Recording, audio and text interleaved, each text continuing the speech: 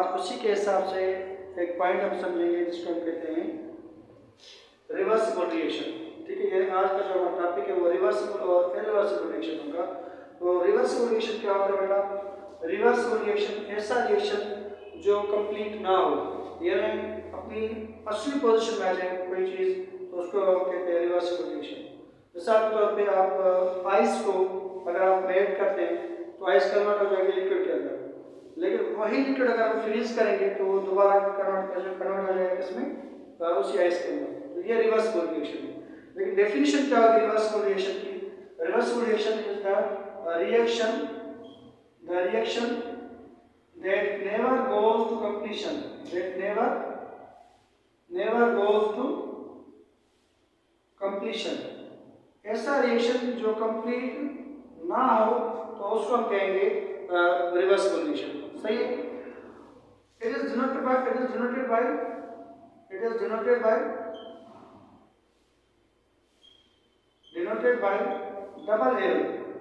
Double arrow से हम इसको जाहिर कर लेंगे। डबल एरो का मकसद क्या होगा? कल आपने पढ़ा था फॉरवर्ड और रिवर्स रिएक्शन। तो जो फॉरवर्ड रिएक्शन है, ये अगर फॉरवर्ड रिएक्शन है तो ये क्या हो जाएगा?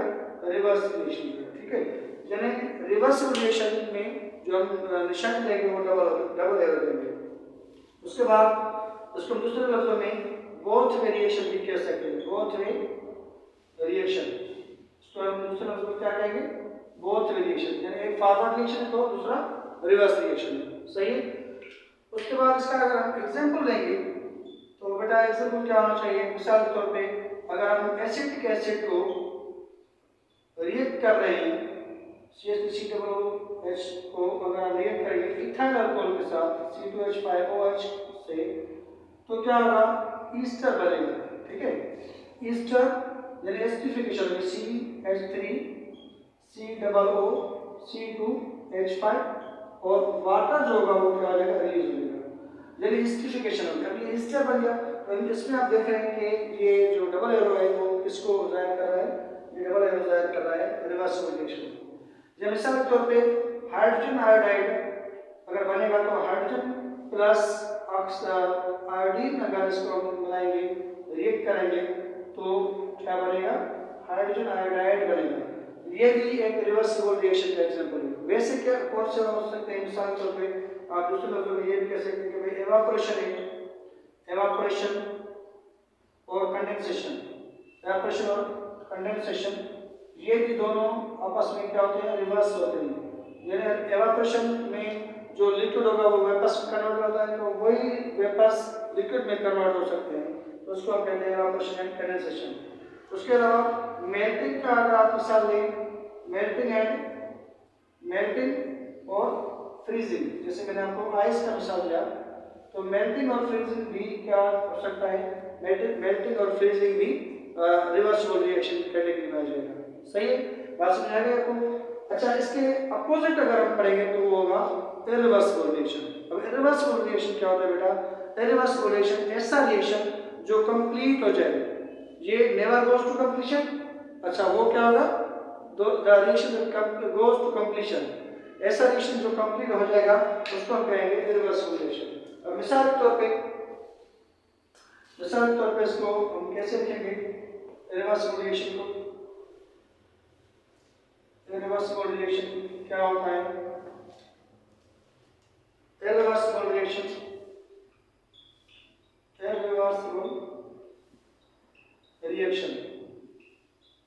ठीक है। इरिवर्सिबल रिएक्शन क्या होगा? The reaction that goes to completion, ऐसा रिएक्शन जो कंप्लीट हो जाए। रिवर्सिबल रिएक्शन क्या था? जो कंप्लीट ना हो सके, लेकिन ये क्या होगा? कंप्लीट हो जाए। इसको हम जाहिर करेंगे जैसे डिनोटेड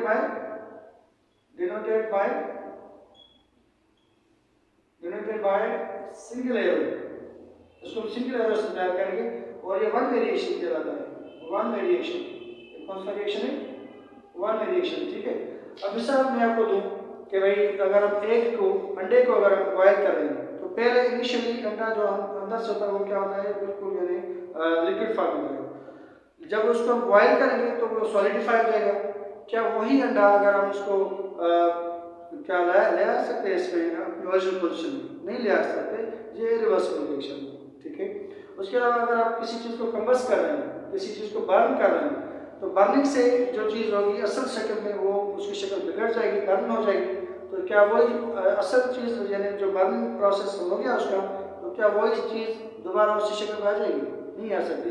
तो इसका मिसाल ये है कि भाई कंबस्शन रिएक्शन जो जितने भी होते हैं वो सारे के सारे रिवर्सिबल रिएक्शन है, या जो रस्टिंग के होते हैं रिएक्शन वो भी सारे के सारे रिवर्सिबल रिएक्शन होते हैं। अब मिसाल के तौर पे मैं अगर इसका एग्जांपल दूँ कंबस्शन का, कि अगर मीथेन ऑक्सीजन के साथ बर्न करेगी तो क्या बनेगा? कार्बन डाइऑक्साइड बनेगा, और उसके अलावा वाटर वेपर्स जो है वो रिलीज हो जाएंगे। तो ये देखें, इसको हमने किससे सुधार किया है? इसको हमने सिंगल एरो सुधार किया, तो ये क्या कौन सी कैटेगरी में आ जाएगा? रिवर्सिबल रिएक्शन की कैटेगरी में आ जाएगा। ठीक है बेटा, तो रिवर्सिबल रिएक्शन और इरिवर्सिबल रिएक्शन आपको समझ में आ गया। होपफुली